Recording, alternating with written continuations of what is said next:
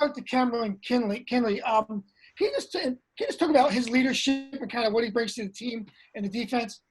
Oh, well, Cam, how much time do we have? I mean, Cam, I could go on and on about him. He's done a phenomenal job in our room just by leading, not only with his voice and speaking up, but also by example. The best thing that I feel like the group has done with Cam's leadership is they've done everything I've asked them to do, even things that are a little bit different. Maybe some things that are outside the box, counterintuitive at times. Cam picks it up and runs with it, and he coaches guys up through it, and he encourages guys. So I think for Cam, man, just being a leader by example more than anything, and he knows he's not perfect, and he'll own that, but he shows up to work every day, and so whether he's having a good day or a bad day, he's here every day on the grass, giving it his best, showing up early, and leading by example. Coach, and just a quick follow-up.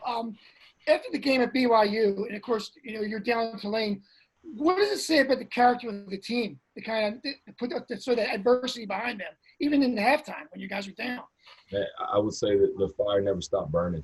That's something that I had a chance. Coach allowed us to speak as a staff to the team before the Tulane game, and I just mentioned to the guys, that's the one thing that I've seen in this group is the intensity and the fire in their eyes.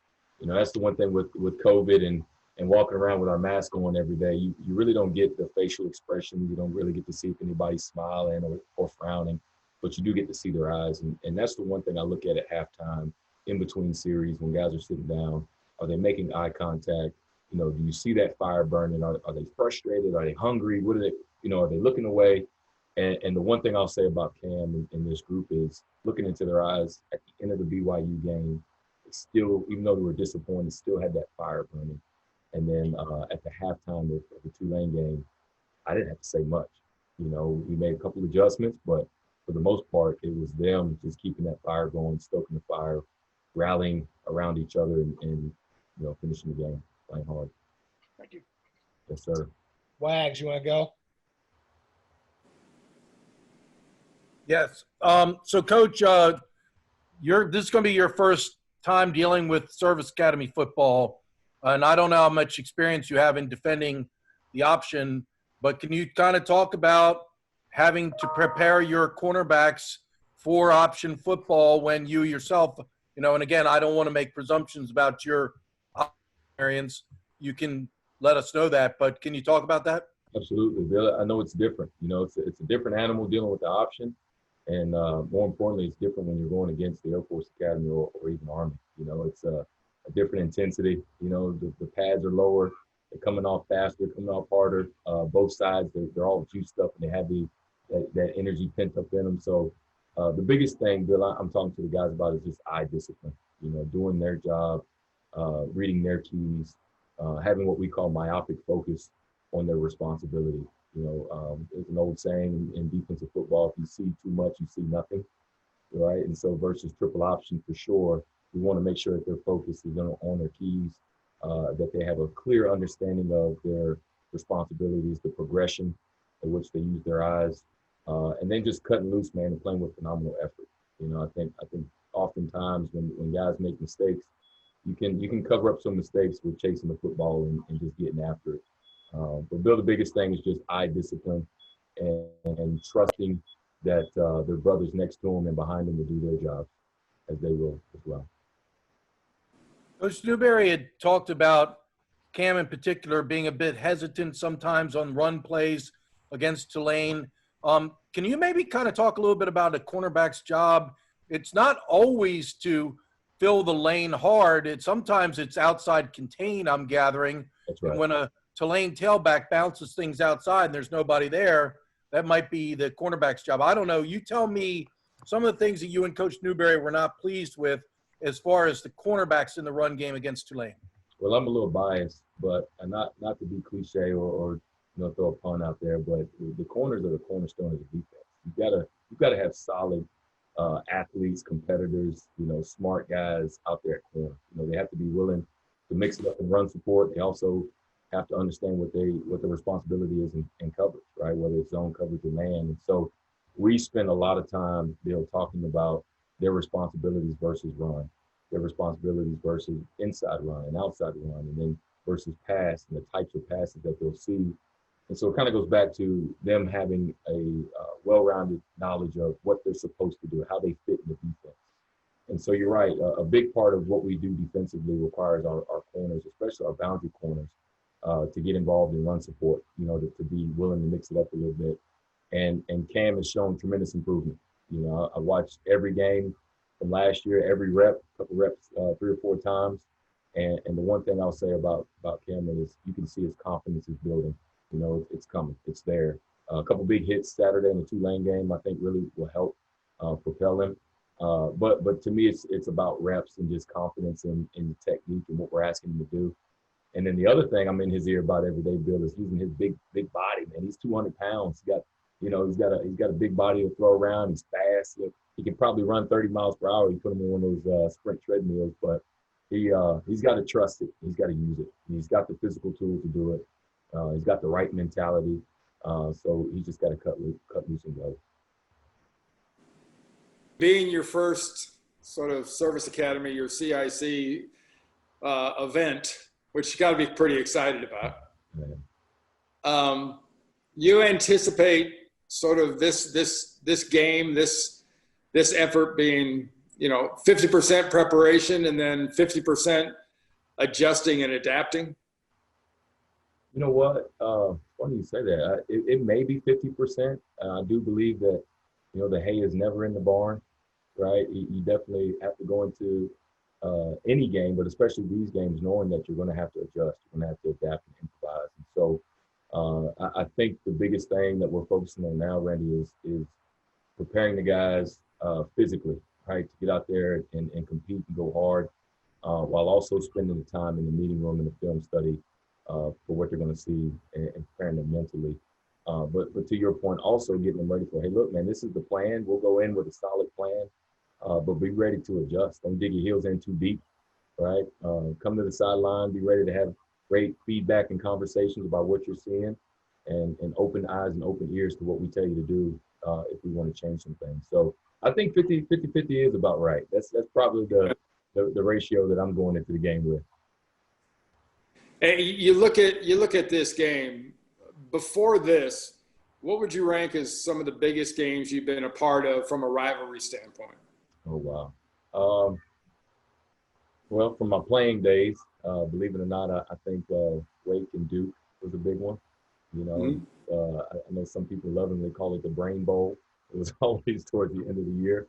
And I'm from Durham, so it was always good to go home or have Duke come to Winston. But that was a big one. When I was at Wofford and Furman, that was a big rivalry, 20 minutes apart down the road, down to 85.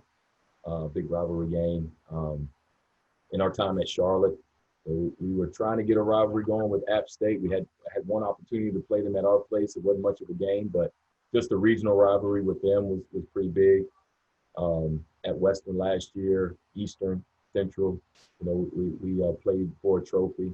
So that was probably a tri-rivalry. That was a pretty big deal, but nothing compares to this. Just from what I've heard, what I've seen, just the conversation, just the energy around the building, the energy the guys have when they hit the field. You can just tell they're locked in and they're ready for Air Force. So I'm excited to see what they do. Among the coaches getting ready for this one, have you heard the term "new guy" at all? I haven't. They've been nice to me. They treat me right around here. They don't treat me like the new guy. They don't call me the new guy.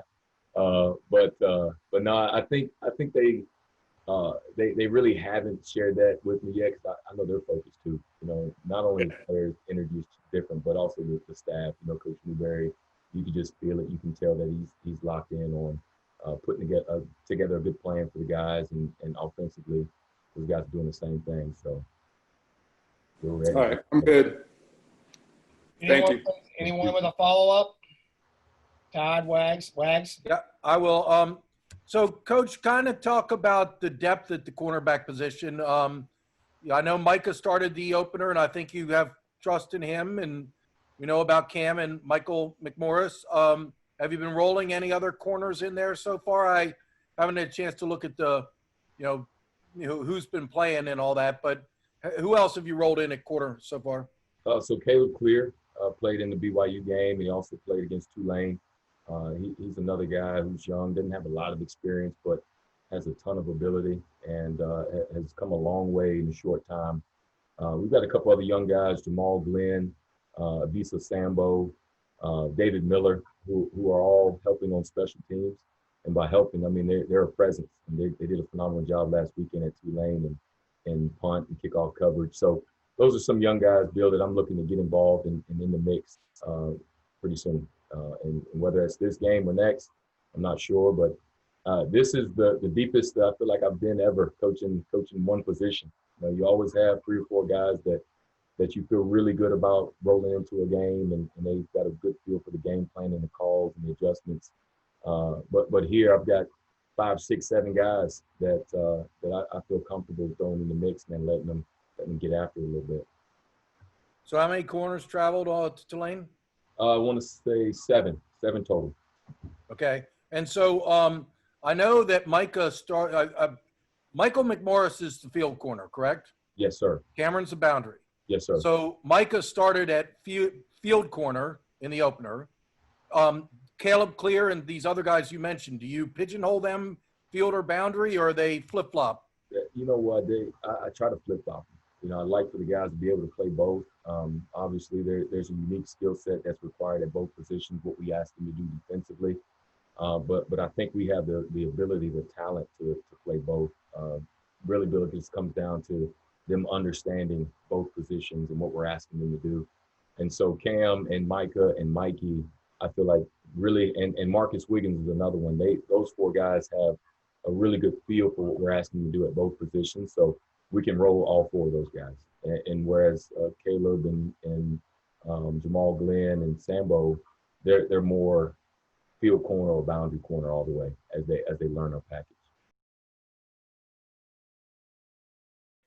What did it mean to you when Coach Niumatalolo said your interception was the turning point in such a big win over Tulane? It was definitely humbling. I feel like a lot more factors played into it. At the time, I really didn't realize the magnitude of the play, being down 24-0. It was just almost like catching a break. But then coming down the second half, defense getting things together, being able to stop the run, offense getting things rolling.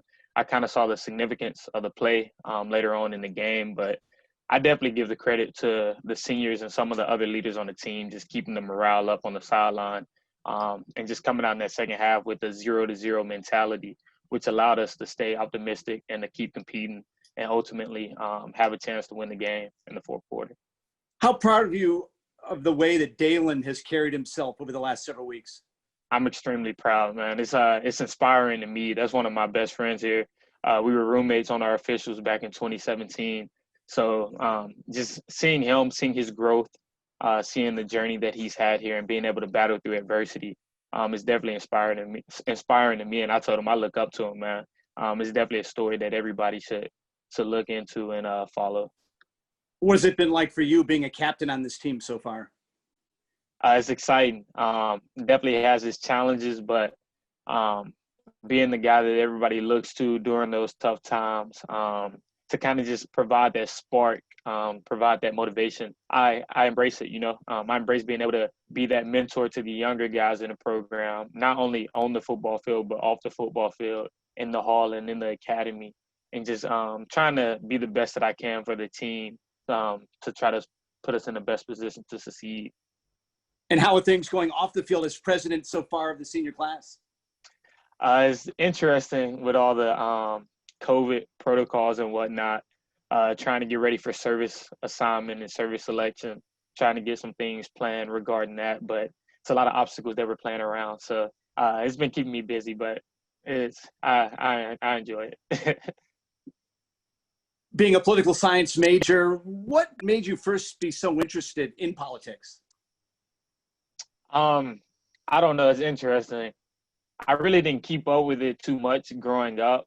But then when I got up here and I got in the DC area, I would watch the news, and then I would realize that all of this stuff is happening 30 minutes away, you know. And then I went out with my cousin, and we kind of just went around the National Mall and looked at the Capitol, and I kind of just started to get interested, and then I declared my major to be political science, and it's just kept me informed with everything going on, and I feel like it measures up with my skill set well, and I've just enjoyed it ever since. And what has intrigued you the most about the presidential campaign going on during your senior year? It's just a lot of interesting variables with so much going on in our world, from COVID to the racial injustice. There's new stuff every day in 2020, you know, so it's interesting to see how the campaigns realign their views and how they use these different events as strategy, trying to motivate voters, try to capture people's interest, and looking at it just from the both sides of things. I'm in a political parties and campaign class right now, so we follow both campaigns very closely, and so it's interesting to see everything that You've goes been behind nominated the for marketing and the strategy. Sure. You've been nominated for the Workful Award. What made you so interested in community service and got you involved in community service? Because that's really college football's top community service award. I would just say my upbringing, coming from Memphis, Tennessee. My dad, he ran a little league organization football team, and just being around a lot of kids who really weren't as fortunate as me to be in the position that I was in. So just being able to give back and give hope to some of those kids who come from these communities, and just show them what's out there in the world, and not taking for granted what my parents did for me to be in the position that I'm in today, and just giving back wherever that I can. And finally, how proud are you to have followed in the footsteps of your father and your older brother as a college football player, and now to have your younger brother as a college football player? Yeah, it's crazy. My dad talks about it all the time, having three sons play Division I football. I just remember us running around the house, playing football in the living room on the carpet, you know, playing football in the backyard, workouts with my dad in the backyard. To see everything just come full circle, we think about it a lot, you know, being able to watch my little brother play on TV. When I used to go to watch my big brother play in the games, my dad's a little vintage, so his tapes, I don't think we have anything to play those, but it's been good. Just really enjoying all of that, being able to see everybody get to fulfill their dreams and reach their goals. Thanks a lot, and good luck, Cam. Thank you. Todd Karpovich, press box. Hey, Cameron, how's it going? I'm good. How are you? Doing well, thank you. So after you had such a great bounce back game against Tulane after the BYU game. As a captain, what was your message to some of the guys going into that second week? I mean, to kind of get things turned around, and also talk about kind of your leadership role in that game, as far as with the big interception and really setting the tone by example. Yeah, so obviously coming out of the BYU game, we had a very bad taste in our mouths. A lot of us haven't had that bad of a loss in our careers of playing football, you know. And I knew right then that was going to be a pivotal game going into Tulane. It was either we lay down and the rest of the season will follow suit, or we could bounce back, forget about the BYU game, and get everything going. And so the message was really just like, the BYU game happened, it's over. Now it's about how are we going to respond to adversity, you know. And then we get in the Tulane game, things aren't going our way in the first half. And I was talking to some of the other captains, specifically Jackson Perkins, since he plays defense too. And I was like, we have to keep everybody's heads up. We have to keep everybody's heads up. If we let this go downhill, the rest of the season will follow, and we will have one of the worst seasons in Navy football history, you know. And ultimately, the brotherhood was in our hands. So we just had to keep the morale up. We had to keep fighting, which is what we're taught to do here. We'll never quit. We have that never quit mentality. And I feel like just as leaders, we were able to keep everybody positive. We were able to keep everybody trusting each other. I think that was the biggest thing. Defense had to trust that the offense was going to get going. Offense had to trust that the defense was going to get the stops. And that's what happened. And you saw how the results came out. So I was very relieved after that game to be able to have a historic comeback. And I think that's the best way to bounce back from a loss like BYU. And I believe it's only up from here going forward into Air Force. Yeah, how does this game propel you forward? I mean, was it more confidence? How is this kind of set the tone for the rest of the season, maybe? Most definitely. I think it's a lot of confidence because we have a lot of younger guys playing right now. So for things to finally get clicking, defense playing how we know we're capable of playing, offense finally getting things flowing, I know a lot of people have a lot more confidence in the system now, and they probably trust themselves a lot more, and that's the biggest thing. If you don't trust yourself, you're not going to be able to get out there and play well and do your job. So I can definitely see a lot of the younger guys trusting themselves more, trusting their skill sets more. I can see us trusting each other more, trusting the coaches. Everything's starting to come together, and we have another big test with Air Force. We know how that goes. It's definitely going to be a rough game, tough game, but we're excited to get out there and compete and get ready to keep the CIC in Annapolis. You look at that second half last week. Is it a good thing or a bad thing you've got a week before you get the CIC going with Air Force? Would it be better if you didn't? I definitely think it's a good thing. Just not having spring ball, not having camp. We really haven't had too much time to prep with the triple option like we usually do going against our offense. So I feel like this week has given us a good chance to flip those gears, get into that option mindset, see the defense. Like I said, we have a lot of young guys. So this is going to be a lot of people's first time playing against Air Force. And it's a whole different story when you see it full speed, especially out there, given the conditions in Colorado and whatnot. So I feel like this extra week is very good for us. Rest up, recover any bumps and bruises we might have, get that extra film study in, and then just get ready to carry that momentum into next week. We can't let the momentum die. I feel like that's what you're referring to, is if this week off is going to make us kind of get back to even. Well, we're always even killed, but we got to keep that momentum up. We got to keep that confidence up going out in the Air Force. But I feel like this extra week of preparation is definitely going to work in our favor. What are your memories from your last trip out there to Colorado, and what can the underclassmen learn from you guys going into this one? Man, it was rough. If I remember, I think it was 35-7. Yeah, rough game. I mean, it started off, I remember our middle linebacker, Taylor Heflin, he got ejected for targeting. And we were playing well up to that point, and after that, things just kind of fell apart. I just don't think we came to play, you know. Of course, the air, people talk about the air quality and whatnot. I mean, it's a little difficult to breathe, but it's not that dramatic to the fact where it should affect our play that much, you know. So it definitely left a bad taste in my mouth. I'm glad we get a chance to go back out there and redeem ourselves from that loss we took 2 years ago. But to the younger guys, I mean, I'm just emphasizing the importance of being focused and dialed in practice, especially when you're going against the triple option. You're not going to be able to get out there and just flip the switch. That's not how it happens. So just remembering the loss, I mean, even the wins that we've had in Annapolis has been last possession touchdown type of deal, you know. So we know what we're getting into, and we're excited to get out there and compete against those guys. Yeah, for you guys, especially the seniors going into this one, does it make you, well, never nervous, but maybe hesitant as you prepare that there are so many unknowns? I mean, you're one of 2 games they're going to play, and who's going to be there is kind of – I know normally you say it really doesn't matter. It better not matter because you're really not going to know. Yeah, I mean, it's different. We don't know who they have out there. I got a couple friends out there. I mean, I try not to communicate with them too much when we get close to playing. But I remember talking to a couple of them earlier, and they were saying, yeah, it's looking like we're going to play in the spring, this and that. But, I mean, it just goes back to our whole mantra for the season and focusing on what we can control. I mean, obviously it's tough when you don't know who they're going to have at quarterback. You don't know who they're going to have at A-back. But regardless, we know the type of players that the service academies recruit, you know. It's the same breed. They're not going to put people on the field who are just going to lay down. Whatever 11's on the field, they're going to compete.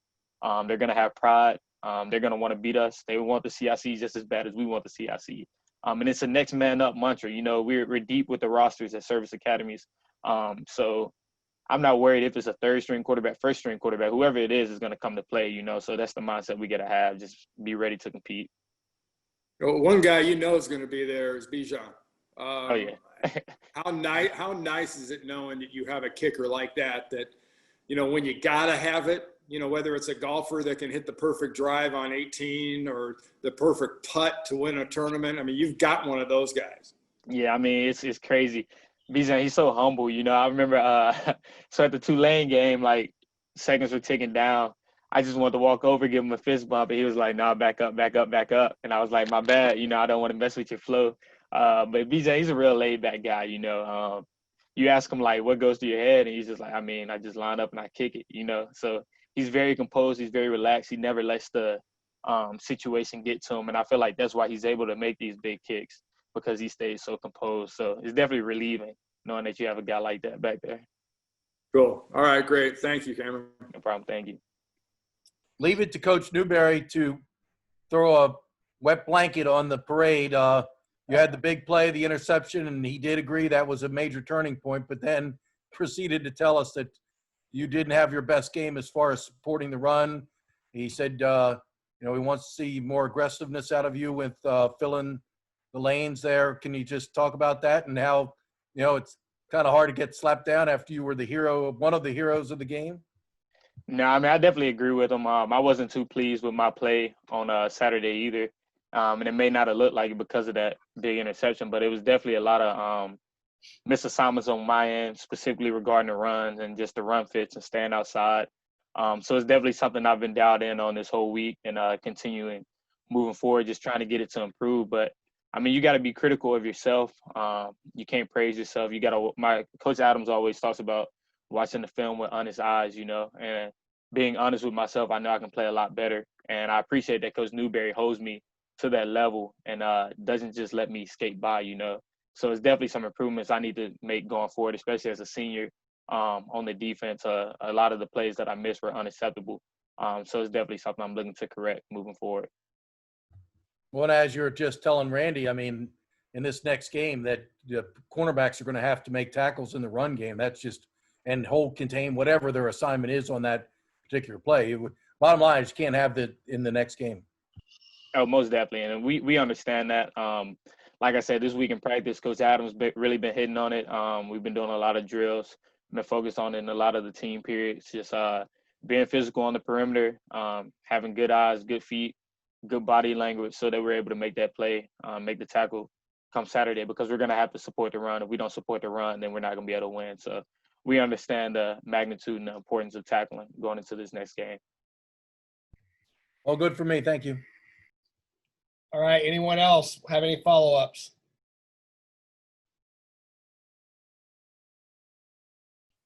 Well, I guess, Bijan, first thing would be, how do you kind of shrug off all the pats on the back that you've received since you got back to Naval Academy about the big kick and press forward with, keeping your nose to the grindstone as far as trying to get better?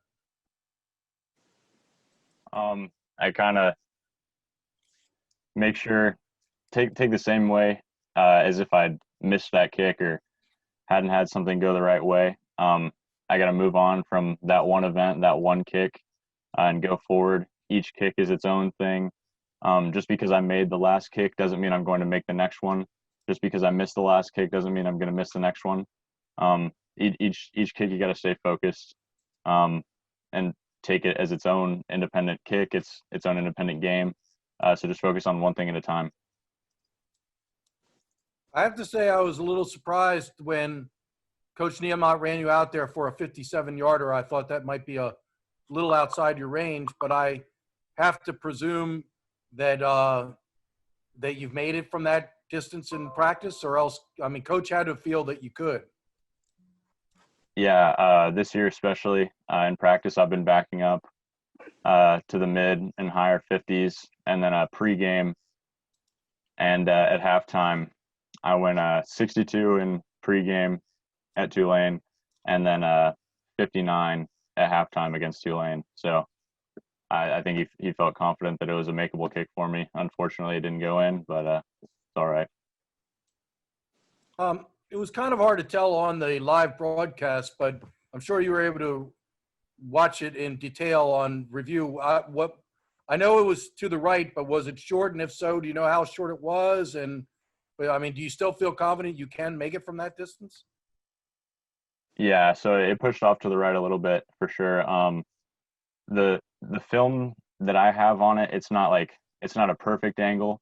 It looks like I had it by maybe a yard, 2 yards. It would definitely very close. Maybe not have had it. But also, I don't think I hit my best ball ever. And yesterday I was hitting pretty well. Pre-game I was hitting pretty well. Before that, so I think it's still a makeable kick. I still have confidence in myself from that range, but unfortunately that one didn't work out. Okay, I'll let others jump in. Scott Wyckoff, WBAL.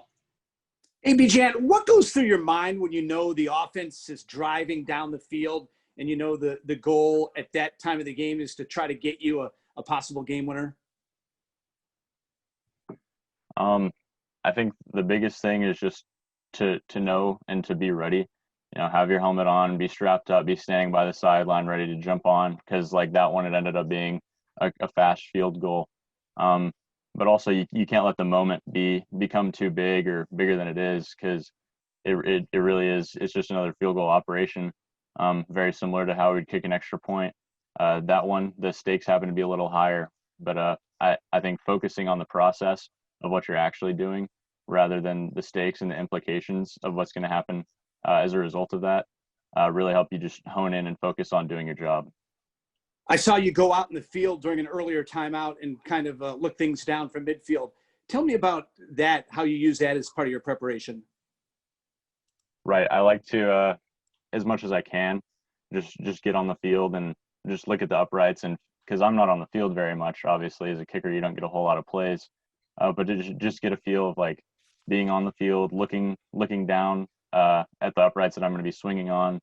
I especially like to go back a little bit farther, because when I'm practicing a swing on those uprights from midfield, and then I go up and do it, I think from 33 yards, it's a lot closer from 33, looks a lot less daunting, gives you a lot of confidence, and it's kind of like a rehearsal. So I like to do that. Is it tougher kicking without a timeout? Oftentimes in situations like that, you might get a timeout to prepare. What's it like when you don't have a timeout and you have to get it in there within the clock? Obviously, things are a little bit more rushed, and I didn't get to step off my full steps the way I like to. But I've kicked enough footballs, and I know about where my spot is, that I don't have to step it off each time. And I can just kind of eyeball it and look at it and know it's right. And if my swing is right, then usually I'll be able to make the kick. But it's nicer to have a little bit of time, but you don't always have that luxury. How cool is it that you've had so many big kick chances so early in your career at Navy? I mean, I think that's awesome. Like in 4 years of high school, I only had one, and not even through the second year, and I have 3 right now. I think that's the most fun that you can have as a kicker, is contributing at the last second when the game's on the line. I really enjoy that pressure. I think it's my favorite part of the game. So I'm really happy to have had the opportunity and been able to be successful with those opportunities. And do you find that being a kicker, you're off on your own oftentimes for much of practice, but having made some big kicks when the teams relied on you, does that make you feel more a part of the team early in your career? Definitely. I know, like we're Navy football is a very tight-knit group with our brotherhood. So everyone's a part of the team and a very important part of the team. But it is definitely nice to be able to contribute as a kicker, and which position isn't necessarily thought of as the one contributing all the time. Thanks a lot, Bijan. Thank you. Randy Cross, CBS. All right, Bijan. Couple of quick questions for me, kicking wise. Are you a routine guy? Or are you one of those guys that, for what you do, I know there's a lot of, no one likes the word superstition, but are you one that does the exact same thing every time? I wouldn't say. I think I have certain boxes that need to be checked, like the day before a game, right before a game, before I go make each kick.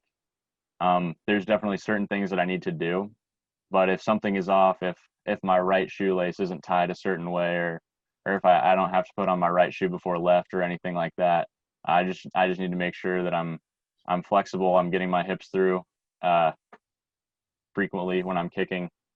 That I'm in a calm state of mind.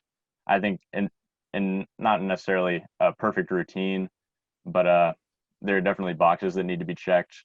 And I think I do my best to check all those boxes before I go out there. Yeah, I was curious. I played with a guy that was like you, really clutch. His name, you can look him up when you ever get a spare moment, which I know doesn't exist in your world. But his name is Ray Wershing. And this guy never looked up. He would never look at the goalposts. He always went by the position on the field and where the spot was the holder had, and he never looks at the goalposts. Have you ever done anything like that? I mean, I definitely like to look at where I'm swinging, and I imagine, the line that I want my foot to go through the ball, and then into the uprights. But I guess I do, when I get back in my steps, probably see, like, I always set my shoulders back to the holder and kind of twist over. I think that's the closest thing I have that's like similar to that. Okay. All right. I'm good. Thank you. Bill Bergman, Navy Sports. Hey, Bijan, out of curiosity, as a kicker, how'd you like having no fans in the stands? Do you find it easier to make these kicks, not having any distractions out there? The overall noise is lower, obviously, because you don't have as many people, but you can hear a little bit more of exactly like what the guys on the other side of the ball from you are saying, or like what people on the sideline are saying. And it's more low pressure. But honestly, I don't think that's as fun. Like, it doesn't build up the moment. And I like more of that pressure. Like, I'd rather have a full stadium yelling at me before I go make a kick than it be quiet. And it looked like Davies was the holder out there. How's your relationship with him? How is he as a holder? Daniel and I actually have a really good relationship. We're both from Texas. We actually played soccer together when we were maybe 10, 11, and 12 years old. And then we kind of lost contact, and then saw that we were both coming to the Naval Academy as specialists, and started talking again. And he knows how to kick too. So he understands how to be a holder, which I think is really important. And we get to spend practice together. We're in the same class at the academy. I think we have a really good relationship, and it's very beneficial to our operation. So have you guys like rekindled your friendship at all from growing up? Definitely. Like, he was a grade ahead of me in high school, and he ended up going to Naps. But we came in as plebes together, and he's just 2 companies away from me, so he lives pretty close. We hang out on the weekends, play Xbox together. And then obviously being specialists on the team, that's a different bond too. So I'd say we're pretty close.